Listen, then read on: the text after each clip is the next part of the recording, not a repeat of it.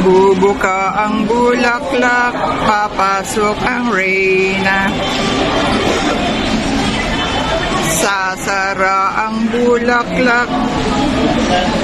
Cute niya. Oops, open na naman siya. Are you ready?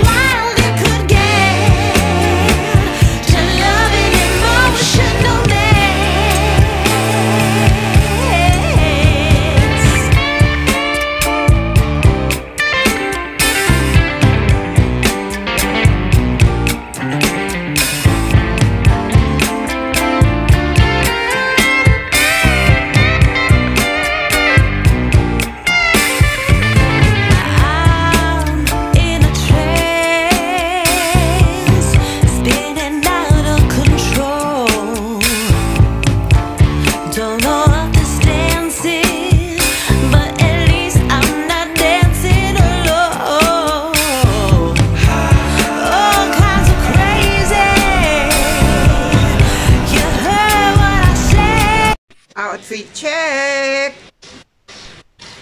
Yan ang aming birthday celebrant. Happy birthday, Eunice! Asan ka ngayon? May tita, yes. Saan?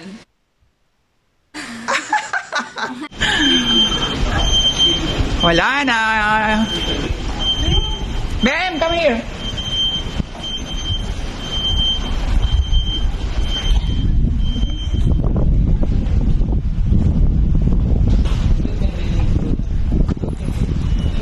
So, ito yung pool na pwede nang gamitin.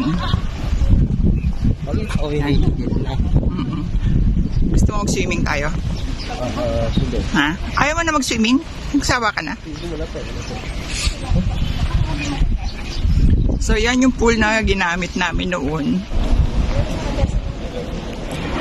Eunice! May pa-birthday ka pala, oh. May balloons. So, ayan, ang aming birthday celebrant, may bit-bit na tsinelas. What's pa more?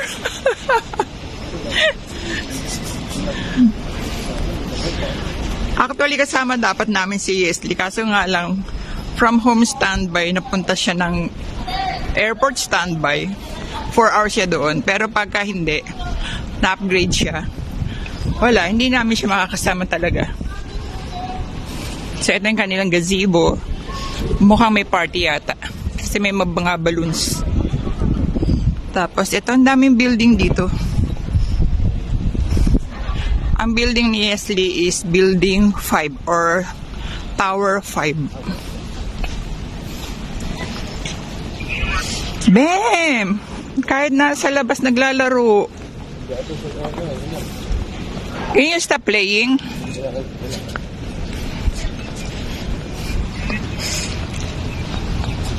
Tapos, where's the playground, Bim? Where, Bim? Where's the playground here?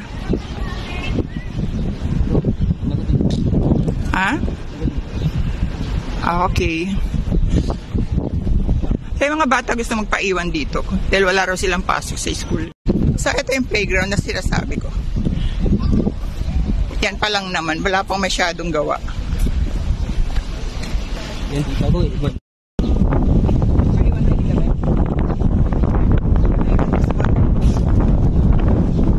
No, sabi mo wala kang class. Summer break nyo nga. Ibig sabihin, habang summer, dito ka muna sa condo. Kasama mo si tita. Ay, si Ate Eunice. So, pag nainip ka, pwede ka mag-play, pwede ka mag-swimming. Tapos pag nagutom kayo, order na lang kayo ng Grab. Is that okay? Ito yung bagong pool nila. So, hindi pa siya pwedeng paliguan kasi inaayos pa rin. So, yung pool na pinaliguan namin is banda doon. Ayun yung kanyang building. Ayan, green building.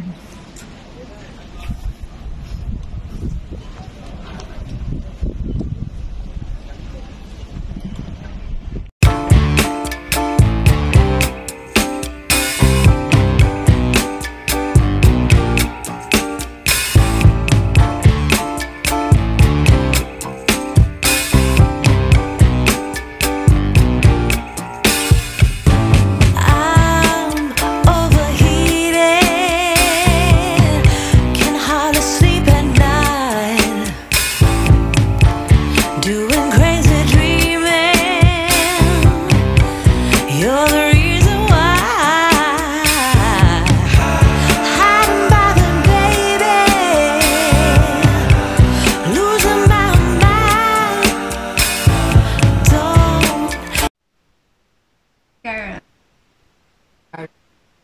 Car. Wala pa ako.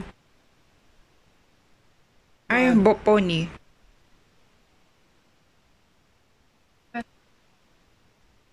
Pin up. Exclamation point.